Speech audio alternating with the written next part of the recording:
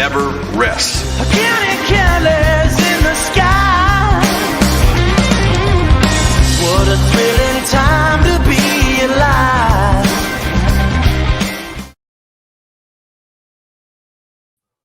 Good Wednesday evening to everybody out there. This is the Georgia Show. I'm Jake Rose, Rusty Mansell, it's Palmer Toms.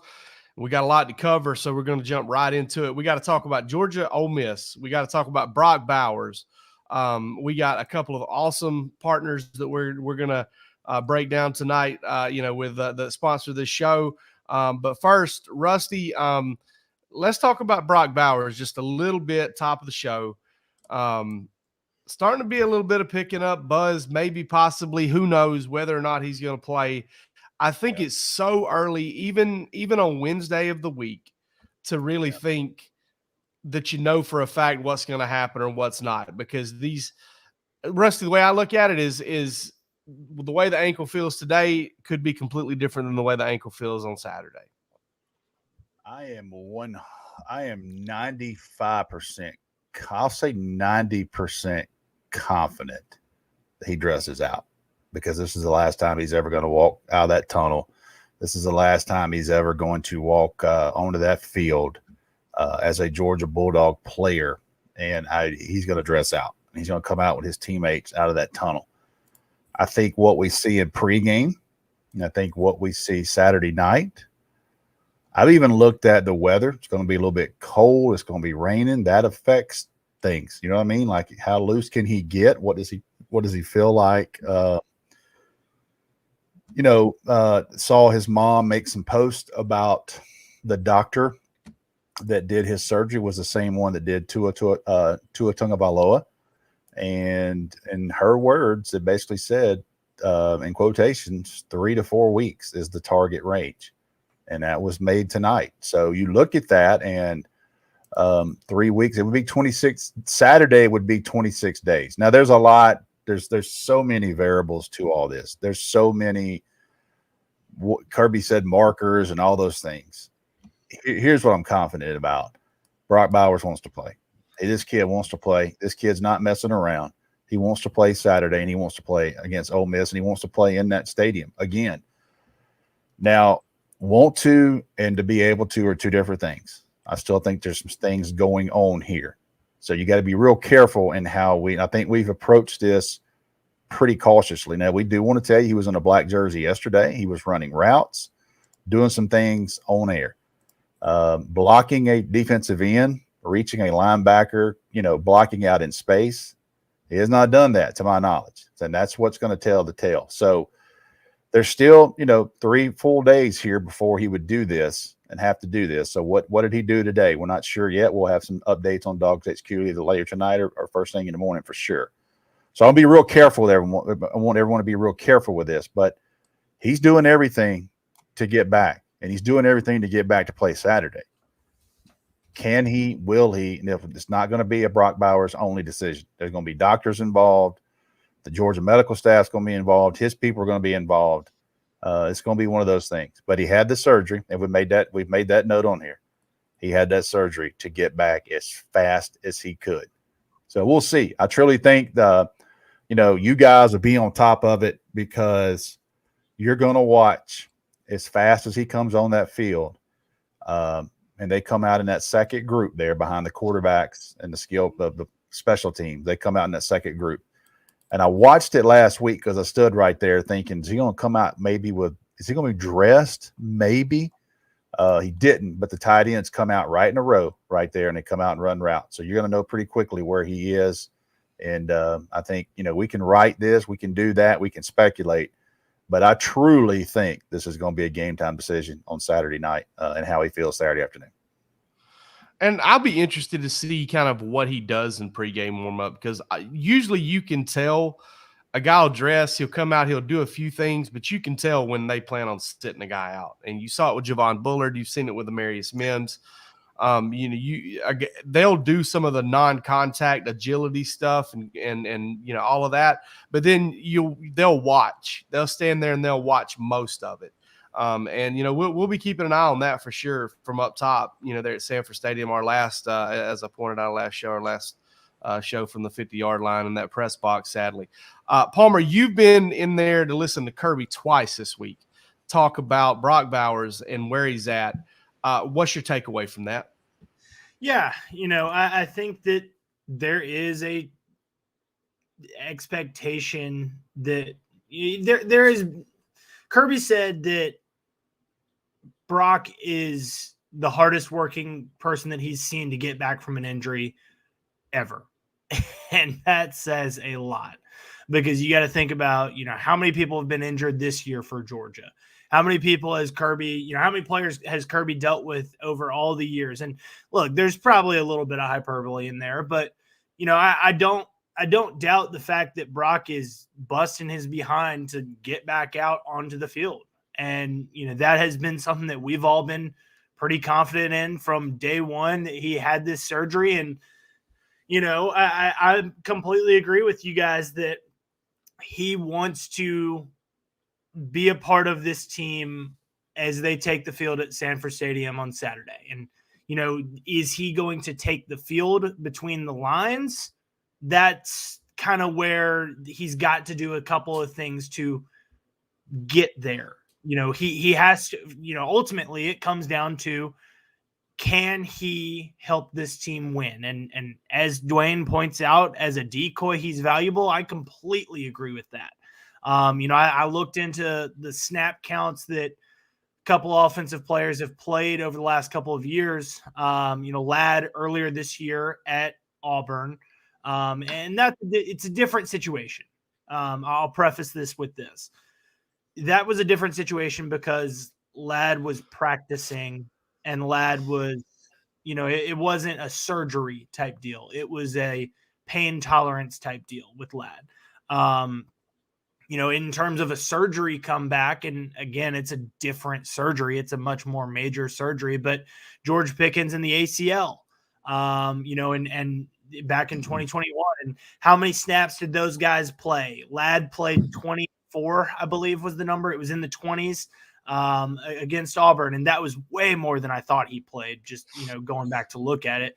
George played 7 his first time out against Georgia Tech. You look at the next week, I think it was 18 against Alabama in the SEC championship game. So to me, that is, if Brock plays on Saturday, which, is certainly possible, he's got to do, things throughout the week, and they very well may be happening, and Kirby may not, be coming out and saying that it has happened. That's very on brand with what Kirby Smart, does. He's not going to necessarily tell us that Brock Bowers is going to suit up.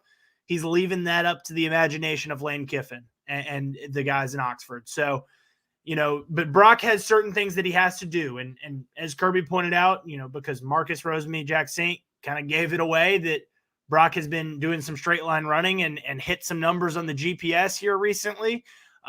There's more to it than just straight line running. He's got to be able to run routes. He's got to be able to get in and out of breaks. He's got to be able to break down to, do those breaks. So it's an acceleration, deceleration thing, just as much as it is, if not more than it is a straight line thing. Yeah, 100%. And the decoy thing only takes you so far. I will say this, though. Georgia, listen, if Brock Bowers doesn't play most of that game and Georgia ends up in victory formation, I fully expect Kirby to put him out there, call a timeout, let it send him off to Sanford Stadium the right way. All of those things are going to happen. And obviously, as a Georgia fan, you just really want to see that happen, not necessarily because of, to honor Brock Bowers is a big part of it, but because of what it indicates. And that is, just the fact that you got a chance to win that game. Palmer, let's do prize picks real quick, because funny enough, we've got Georgia prize picks, Georgia Ole Miss prize picks, one from each quarterback. To go over. Yeah. Wow. Yeah, we've got a couple available already. We've got Carson Beck. Carson Beck is at 285.5 passing yards, and then you got Jackson Dart at 220.5 passing yards for this game. I've got some ideas on what I want to say with that, but I would love after Palmer gets it pulled up. I would love for you guys to chime in. Rusty, what do you think about Carson Beck, 285.5? I would go under that. Okay. That is a lot of yards. That's a lot of yards. I think they would do really good value if they can run the football, and that runs the clock. And I think that what was Jackson Dart? 220.5. Yeah. I would go over that. Yeah, I do. I kind of want to go over on both, but I see where Rusty's coming from on the under with Carson Beck there. I'm with you, Jake. I think I would go over on both. I think that's a really good number, 285.5. He's and the reason I do that is Carson had a little stretch there where he had 4 out of 5, I think, 300-yard passing games.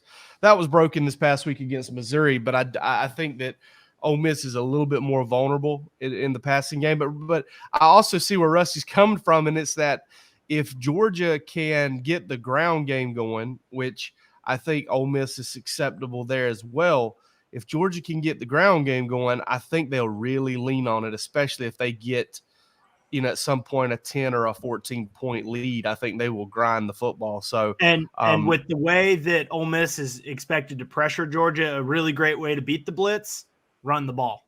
Run right at it. Slow it down. I can get behind less for Beck on 285.5 and more for Dart on 220.5. So you use, Prize Picks, they are giving us a little bit of dough to work with here. So we'll get those picks in and keep y'all up to date on how we do. And we'll probably have more for you later, more for you next week when we talk about this, because we'll probably sprinkle a little more change on the on whatever else is out there as well. But all right, let's move on to the actual matchup of Georgia Ole Miss. Okay, Georgia Ole Miss. Been a while since this one's been played inside Sanford Stadium. Been a while since we've seen it there. I was watching the highlights from the last time it was played. That one was a air show from Aaron Murray, 2012. 2012, yeah. And I guess the first time Lane Kiffin, Kirby Smart square off as head coaches. Good relationship there. Rusty, what have you kind of thought about this game? This week. I went back and watched about 4 or 5 series of Alabama Ole Miss, because I just feel like the style and how Alabama plays defensively. Couple things that stood out is how good their star played, Malachi Moore, how good he played against them, because they try to spread you out so far. They try to throw a lot of stuff, bubble screens. They run a lot of the jet sweep type things. And Malachi Moore played really good for Alabama. He was able to set the edge. He was able to tackle in space. I think the one thing that kind of stood out to me was they start 9 seniors on defense. And that tells you got a lot of transfers, a lot of experienced guys. Jared Ivey is their edge rush guy. He is from North Gwinnett High School. He started his career at Georgia Tech. He's a 6'6" kid with like a 6'9" wingspan. So, they're going to have their hands full with him. The physicality, I was a little more impressed with the physicality, but I think we all kind of know Jackson Dart runs the ball more than you anticipate. And, he throws the ball, he'll stretch it vertically, but they hurt Alabama a little bit early on because Alabama was going into coverage with their backers, and they were unable to leave a spy. Then they started leaving a spy on him, and things kind of changed up a little bit. And eventually that game was a 2-touchdown win, 24-10. One last note, just kind of looking at Ole Miss. If you kind of wonder where maybe there's a little bit of, issue, I think it's their 2 inside linebackers. They're a little light in the pants, and Alabama's guards were swallowing them up pretty good. So you look at Georgia's run game, Ole Miss's defensive front is pretty damn good. I'm telling you. They might be better than Missouri up front, to be honest with you, their front 4, but their 2 backers look really light in the pants to me. So if you can get Michael Morris, you can get Tate Ratledge, you can get Dylan Fairchild up on those guys, second level, you're going to get some good gash, some good explosive runs, in my opinion. Yeah, it's been kind of the tale of two teams for Ole Miss a little bit because at home they are. I mean, they're really good. Like they are one of the better defenses, one of the better offenses in the SEC. Put them out on the road, they become much more vulnerable and much more, gettable. I mean, you look at like total defense, right? Yards per play. Ole Miss is one of the better teams in the SEC, especially in the month of October. They were really good in October in total defense, but then when they get away from home, they struggle a little bit. So I think that's something you definitely kind of have to watch out. And obviously Kirby has emphasized in a big way that home atmosphere, this week.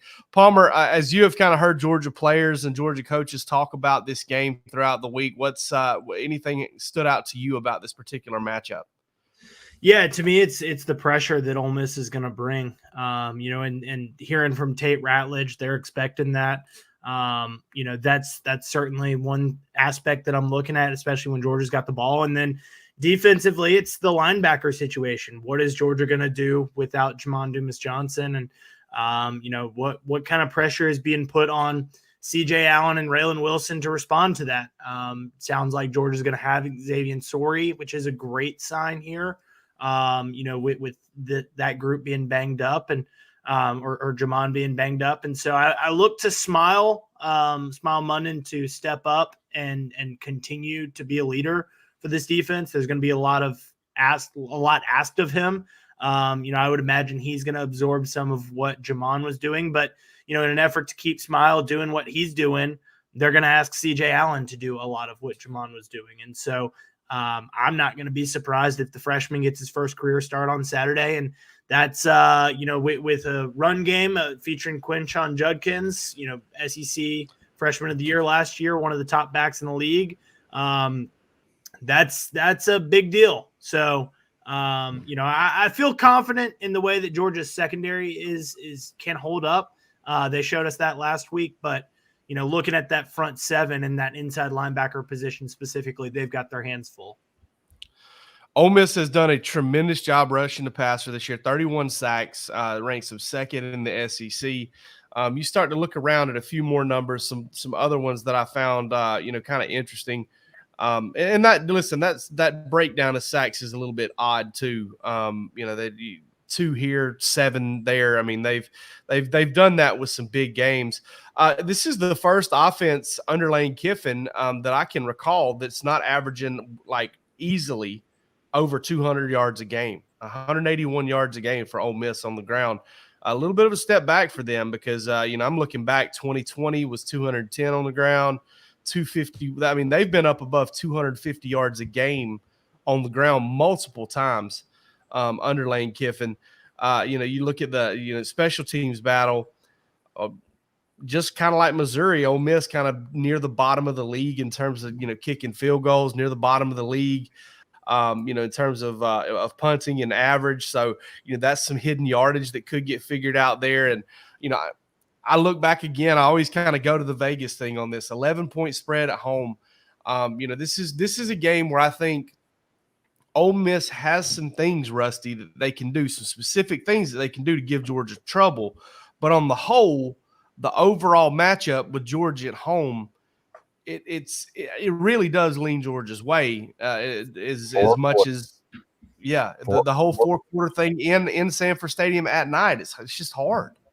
4 quarters, man. I looked at Missouri, and I'm telling you, Missouri is fast. That quarterback is fast. They got big linemen. They can run the stretch. They got a damn bowling ball at running back.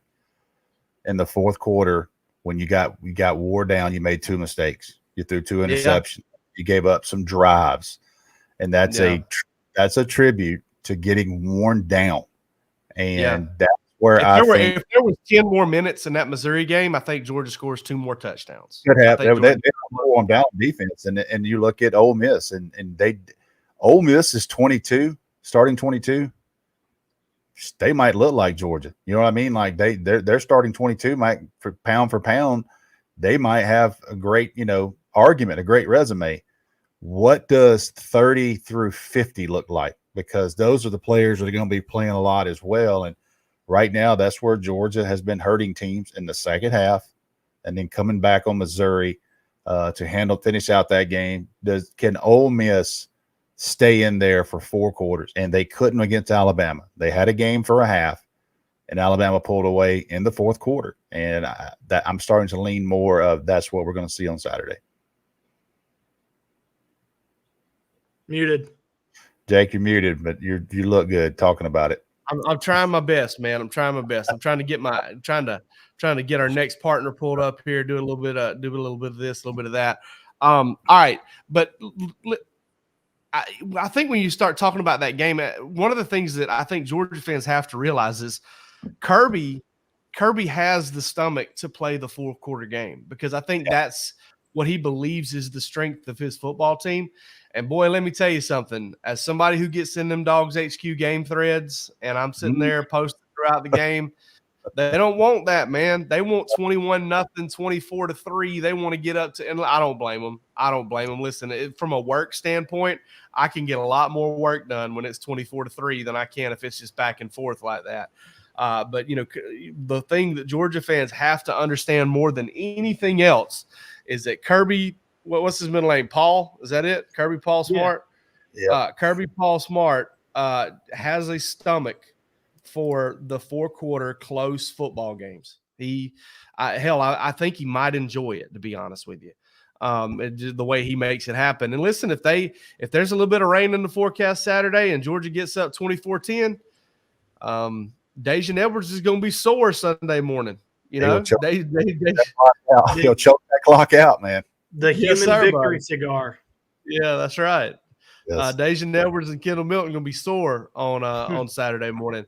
All right, hey, we've had a new partner at on the Georgia show at DawgsHQ, and we're super excited about it. Axia Time. If you're looking for the perfect gift for a Bulldog fan who has almost everything, they don't have everything because they don't have this yet, but they got almost everything.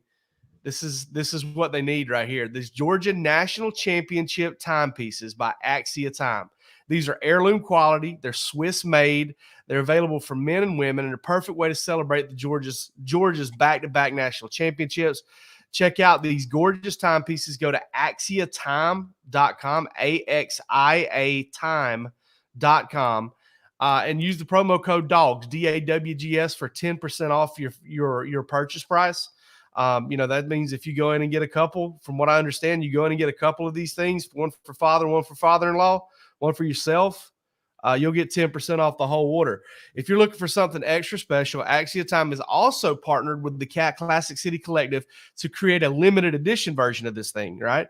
It's a Kirby Smart autographed collection with the majority of the proceeds going to support Georgia student athletes. There's no better way to commemorate Dogs back-to-back national championships than with one of these amazing timepieces. Go to axiatime.com. That's axiatime.com. Go check it out. Axia Time, watches that tell so much more than time. And I've got a little something special tonight. Palmer and Rusty don't even know about it. But they sent me one of these things. Wait a minute. Let me tell you something now. These things, first of all, they send it in a roll, and I've got the roll all jacked up right here because I'm not good at this. They send it to you in a nice roll right here, and the first thing you get to pull out is right here. And boy, let me tell you something. Woo! That right there is like new money. That is gorgeous. Let me tell you something from just the weight of it. Heavy? Yes, it's heavy, unbelievably heavy. It's gorgeous. I want to show you the back of it, the back of the actual watch, if I can actually operate this thing and get it open. But you see the back side of it has the just technology that's been alive for the camera, Jake. 20, 30 years. Oh, that's cool. Yeah, and listen, there's a lot more than just the watch, which this is amazing. And listen, you can see it right there. The national championship. Flip it over. You got it upside down for us. Oh, no. I'm going to break my camera. There we go. See? Oh, yeah. There we go with that. Now, but listen, there's even more in here.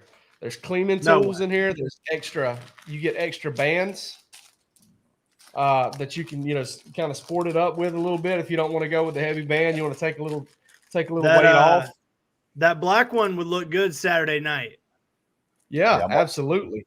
I want you overnight. I mean, dude, it's unbelievable. It is unbelievable. These folks it's one of the coolest things I have put my hands on. And I can tell you right now, awesome. This thing right here is amazing. And I've actually gotten a look at the Kirby Smart, special edition one, and that one is incredible too. There are also different versions there. As you saw in the video, there's an all black as well that I think is really sharp too. So go check them out, y'all. AxiaTime.com. It's Christmas. You want to do something really nice for somebody, something that somebody will remember forever. This is pretty much where you want to go. All right. Okay, let's chop some wood. I have had a chance to think about this one for most of the day, and I'm gonna go first, and I'm trying to get this thing closed up so that it doesn't fall out and damage it or something. I want to go first, and I want to talk about Brock Bowers just a little bit, and not just Brock Bowers coming back from this injury, but the fact that Brock Bowers wanted to come back from this injury. Because Terrence Moore, I'm not going to say anything other than that. Terrence Moore wrote in Forbes, former Atlanta Journal-Constitution guy, wrote in Forbes that Brock Bowers should just say peace out to Georgia and move on. I honestly think that whole idea is – listen, man, I don't blame anybody for doing it, but I've got a lot of respect for those who don't. And, Georgia last year, Jalen Carter could have done the same thing. He didn't. And I think that's a big reason why Georgia won a national championship. I think Brock Bowers can have a similar impact if Georgia can find a way to get him back here in the next few weeks, help Georgia maybe get back and win a third national championship in a row. And it's completely unheard of. I just want to say that, it's clear that he's fighting to get back. It's clear that he plans on playing at Georgia again. And that's as much as you could possibly ask for anybody to do that. And I think, we've gotten to a point in the season where Georgia's 9-0. And I think we've gotten to a point in the season where anything less than winning a third straight national championship is going to be a disappointment, which is mind-boggling when you think about what you were thinking about in January, February, March of 2021. But 19, man, listen, if you don't show up to do anything more on Saturday than to bust a blood vessel like Nick Savin for number 19, that's where you got to be, because everybody knows I got a man crush on this guy. I got a player crush on this guy. I've talked about him. I think he's in the argument for the greatest Bulldog ever. And the fact that he's coming back from this injury and fighting the way he is to come back and may come back as soon as Saturday, mind blowing. Just knocks your socks off. Rusty, you want to take the axe? Yeah. I'll chop wood for these seniors on Saturday. And you look at Dejan Edwards, Warren Brinson, Zion Logue. I remember going to Nashville and driving over about an hour to go see Zion Logue one day. And look at Cedric Van Pran, who's already elected to do his senior day. And this will be the last time you see Brock Bowers play in Sanford Stadium.